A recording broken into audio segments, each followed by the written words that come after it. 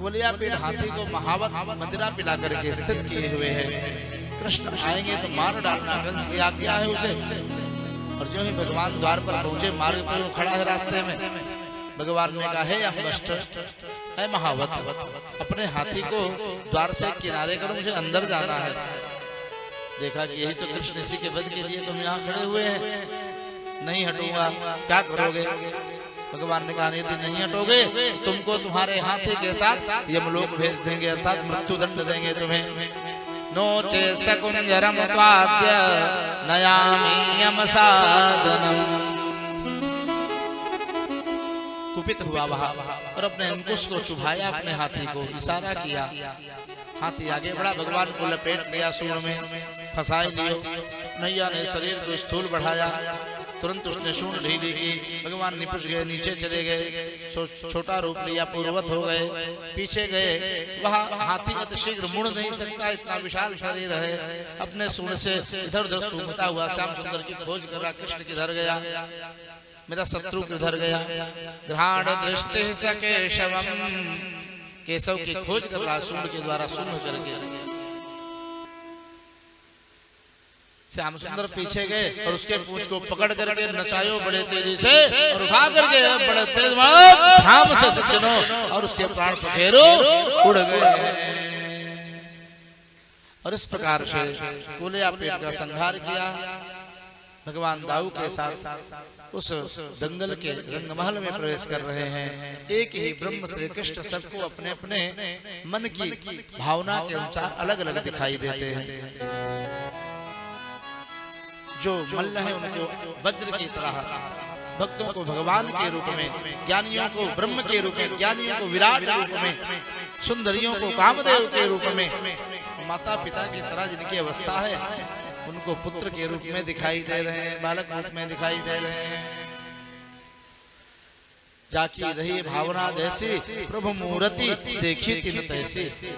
और इस प्रकार से सज्जनों श्याम सुंदर रंगमंच में गए, चाड़ूर मुष्टिक ने ललकारा, भगवान ने दंगल में जाकर के कुश्ती प्रारंभ किया, दोनों का वध किया, असल तोसल का वध हुआ कन्हैया और दाऊ के द्वारा।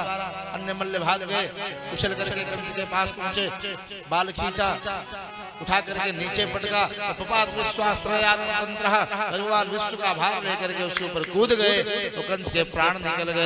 कंस निकंदन भगवान की जय। भगवान ने कंस को मारने के लिए कोई आयुध नहीं उठाया, कोई शस्त्र नहीं धारण किया, उसके दिव्य ज्योति वैकुंठ को चली गई। कारागार में जाकर के पहले नाना नानी को जेल से मुक्त किए हैं। कंस अपने माता पिता को भी जेल में डाल दिया। और आज के समय में जो पुत्र अपने माता पिता को सताता है, कष्ट देता है, जेल में डालता है, अनाथालय भेज देता है, वह कंस का साढ़ू है। बोलो राधे राधे।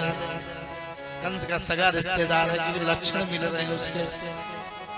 नाना नानी को मुक्त किया, माता पिता को कारागार में बंद कर रखा था, फिर से वसुदेव देवकी को उनको जाकर के मुक्त किया। और हाथ जोड़ करके प्रार्थना करते हैं, माता जी, हे पिताजी, इतनी अवस्था बीत गई, 11 वर्ष के हो गए कन्हैया, हमने आपकी आज तक सेवा नहीं की, मुझे क्षमा करें। जो समर्थवान होकर के पुत्र अपनी माता पिता की सेवा नहीं करते हैं ना, ऐसे पुत्र के धिक्कार है। जीवन न मृतो हिसाह, वह जीते जी मुर्दे की तरह है। और यमलोक में वो बहुत दंड पाते, कष्ट पाते कालांतर में। इस प्रकार से आगे भगवान का यज्ञोपवीत संस्कार जनेऊ हुआ। ब्राह्मण क्षत्रिय वैश्य का उपाकर्म जनेऊ बहुत ही उत्कृष्ट श्रेष्ठ धर्म है, कर्म है, कभी भी इसका परित्याग नहीं करना चाहिए। और गुरुकुल में पढ़ने के लिए भगवान दाऊ भैया के साथ महाकालेश्वर धाम उज्जैनपुरी में अवंतिकापुरी जिसे पहले कहते थे, वहां पहुंचे। गुरु शांतिपन के द्वार पर चरणों में प्रणाम किया और वहीं पर 64 दिन तक रह करके समस्त वेद वेदांगों का, उपनिषदों का ज्ञान धारण किया। और वहीं पर एक अत्यंत विपन्न दीनहीन ब्राह्मण सुदामा नाम के गुरुकुल में रहते थे, उनसे मैत्री हो गई।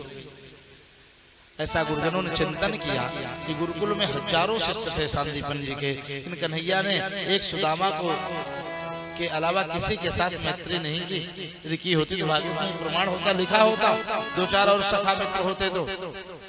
भगवान के मैत्री के पात्र एकमात्र सुदामा ही हुए इतने बड़े गुरुकुल में। क्यों?